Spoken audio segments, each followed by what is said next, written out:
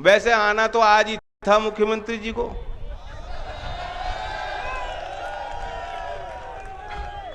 उन्होंने मुनासिब नहीं समझा।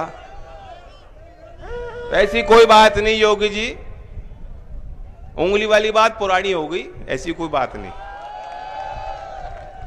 कैराना में कही गई थी और कैराना में आपने कर दिया था, कर दिखाया था।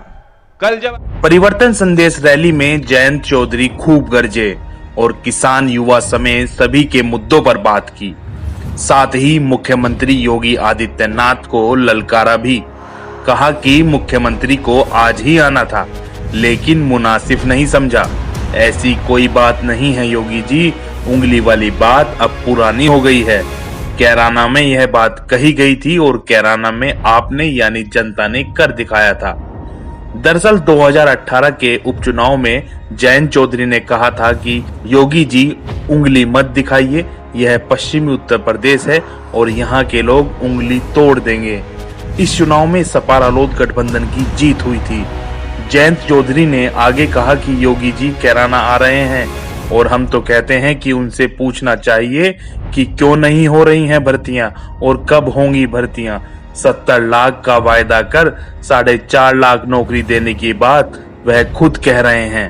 आपको कहता हूं, आप पूछो क्यों नहीं हो रही भर्तियां, कब होंगी भर्तियां, कब मिलेंगी नौकरी। खैर, सूबे की सियासत में अब जुबानी जंग और तेज होगी।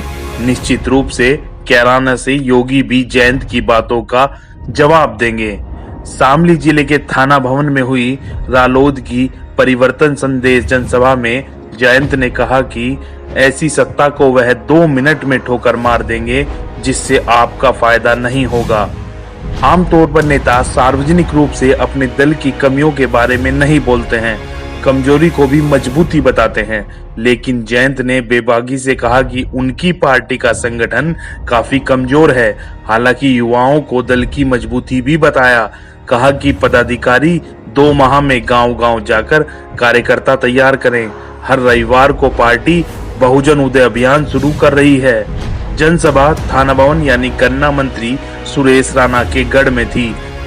ऐसे में उन्होंने गन्ना भुगतान के मुद्दे पर गन्ना मंत्री को भी खूब घेरा। कहा कि यह सरकार 14 दिन में भुगतान का हक भी छीनने जा रही है। सरकार बिजली का एक ऐसा कानून बनाने जा रही है जिसमें सभी श्रेणी खत्म हो जाएंगी और अडानी अंबानी जैसे लोग हमारे बिजली का बिल तय करेंगे। औरंगजेब की बात कर और पलायन की बकवास कर अगर ये फिर सत्ता में आ गए तो हक छीन लेंगे। 2019 का चुनाव चौधरी अजीत सिंह मुजफ्फरनगर से हार गए थे। जयंत ने कहा कि मुजफ्फरनगर के लोगों को अगर इसका मलाल है तो मलाल दूर करने का एक ही रास्ता है और वो रास्ता है 2022।